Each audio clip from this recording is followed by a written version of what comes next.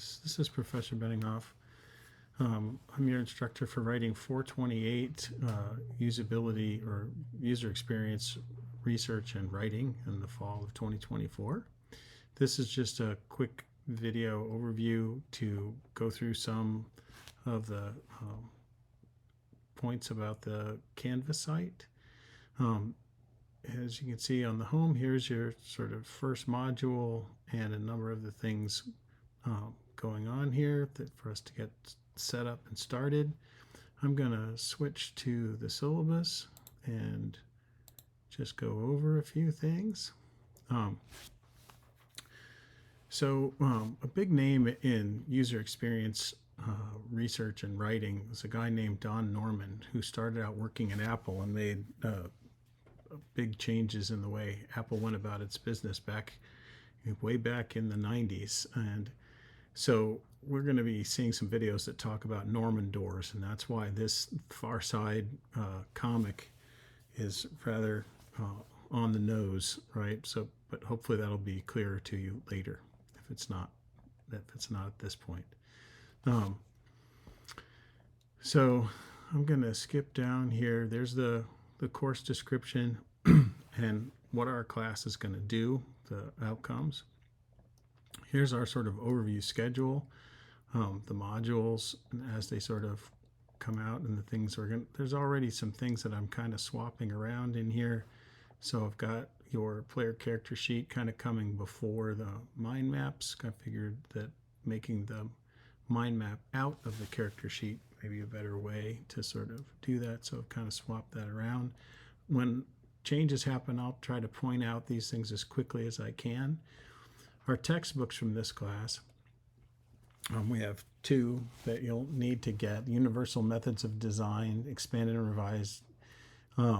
It's $23 at Amazon for the Flexbound, and the Design Thinking Playbook, $22.55 at Amazon. Other books you could get, but I'll be supplying the readings that we do in these in PDF. Don Norman, The Design of Everyday Things, is a fun read, and we'll be seeing him say some funny things about usability. And particularly for the grad students, we will be reading these in PDF, so you don't have to get this. But if you want to, Michael Salvo and Liza Pott's book, Rhetoric and Experience Architecture, they edited it, but has a whole collection of different scholars looking at the relationships between rhetoric and experience architecture. It's a great book. So one thing to point out here is that when we're working with digital text and when you're working in an online class, and the class is in terms of thinking about experience, one thing that a face-to-face class does is it makes sure that people are getting engaged with the text by talking to each other and things about it. But for that to happen well in an online, you've got to figure out ways to, as you read these things, take notes. And so, of course, seems like it's pretty simple, but a lot of research has shown that writing on paper is one of the best ways to remember things. Now, that may not save you time in getting to write your journal entries for each of the readings that we do, but yeah, you've got to figure out a way to do that and make it work for you. Now, about the online format and attendance, a lot of this is just explaining, hey, it's an online class, and underlining some of the requirements. And this is kind of, writing in red and stuff, but it's serious. So do check this stuff over. It is not a self-paced study online class. When you do these things, you need to do them in roughly the same time period other people are doing them, so we have the conversations. Learning is social, and a lot of the learning will happen by you guys discussing things with each other. That means that usually during a given day, you can do that work at any time during a given day, but from Monday to Wednesday through Saturday or Sunday, you've got to be checking and able to do some work pretty much every day. Now, you can pass without doing that every day, but yeah, if you want to do well, you're going to, and this is, I'll explain this when we get down to the discussions. So the participation is, right, how writing workshop classes work. And that's what we're having here. So this is the way it'll go. The graded discussions, the complete, incomplete discussions are things like this one, where you're just sort of saying, hey, I checked out the syllabus. I understand what I'm in for here. Good. But if you have specific questions, then you can ask those, and that can be helpful. But the graded discussions are where you're doing a reading and we actually need to discuss that and talk about it. So the key to those is, for those discussions, you can't see the discussion until you post one. So after you post, then you'll see other people's responses. Part 2 is that you need to respond to at least two different classmates, and you need to do that more than 6 hours apart. So after your initial post, you got to wait at least 6 hours to come back and then respond to a classmate, and then another 6 hours to wait and do the second response to a classmate.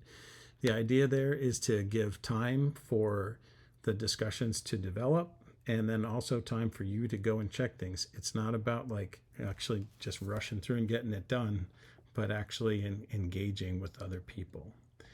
And then with that being the case, the grading of the online discussions is very much about that timing.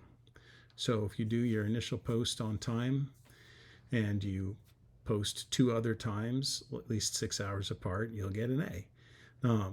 If you vary from any of those, if your initial post is late and you respond to 2 classmates, then right, you can still get the B. But if your initial post is late and you respond to 1 classmate's post, or if your initial post is on time and you don't respond to any classmates, then it's going to get you a C. So, and that's for each discussion as we go. So the easiest way to succeed is just doing the stuff on time. Let's see. This is the same sort of story about peer review and collaboration, that when we need to do that, you're going to need to be able to reach people and make sure your drafts are done and that you can get and give good feedback. And then the ways that this gets graded are projects for the course, the experience exploration portfolio, which will be the first 5-6 weeks of the class, where you're going to be thinking about what are different kinds of experiences that are connected, complex, and it's not just about one aspect of it. To give you an example of this, my daughter is currently running cross country, and it's not just about running. Ask a coach of a cross country team in a junior or a middle school or high school, and if you don't figure out ways to make it engaging and make it fun and build community for those runners, you are not going to have a cross country team. So there's just so much more to many activities than we typically think. If you have a job and there are people there that you like, you will put up with a crappy job, right? If you have crappy coworkers and maybe you make a lot of money, right, then maybe you'll stick it out. So my point is, there are a lot of different aspects of work in these different situations and environments that influence them. It's not one thing, and it's not yes or no. All of these there are a lot of different variables involved in all sorts of activities. Sorry to keep talking about my daughter, but there's another, she had sprained her ankle and was getting some physical therapy, and it drove me crazy that the physical therapist asked her, so what subjects do you like? And this is the way I think about these things. It's not the subject that you like or you don't like. It's the teacher that you like or you don't like. or it's the classmates who are invested in that topic that you like or you don't like. If one of your friends is really interested in literature, then that's going to make it much easier for you to be involved in literature. Same story with math and all these other sort of subjects. So I'm sorry, I'm getting myself off a little too much on a tangent. But the idea here is for this experience portfolio, you're going to be doing mind maps to sort of talk about the different influences and effects of different areas of your experience.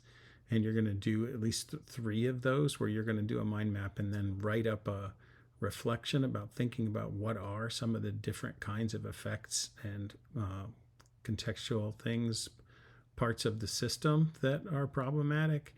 And so that'll be the basis of like getting started on the exploration portfolio. But then another part of it is you're going to do 3 different kinds of introductions of yourself to the class. So the first of those will be the player character sheet. The second one will be more of a businessy kind of introduction memo. The third of them will be a audio or video introduction, and I'll give you more details about those later. But that will give you some concrete things to look at and think about the different effects of the different mediums, as well as reflecting on looking at your own experiences and the different sort of effects of those. So I think it'll be a pretty fun portfolio to pull together. At the end of that, we'll be getting into the UX research activities project, where we'll be using the textbooks, and you'll be choosing a particular either past experience or current thing. I'm going to encourage past experiences that you can do this research on, because sometimes it's much more helpful to be reflective on this. But the middle third of the class is about doing these research activities. And then the last third of the class is writing up a presentation and a recommendation report. So if you were writing a report for a stakeholder who runs effectively runs one of these activities, this report will make sense of the research that you did and have you offer recommendations to that person. And you'll be giving a short presentation on some of the things that you learned to the class. Then the last bit here for graduate students only, we have a book about rhetoric and experience architecture, and you guys are going to engage a little more with that book and do some either presentations to the class or apply the chapters in some other way. I don't think the next of this I need to go over too much. It's just important to be on time, and here's extra resources for you all as students. And then let's just go back to home. And I hope that each of these things will be clear enough to people.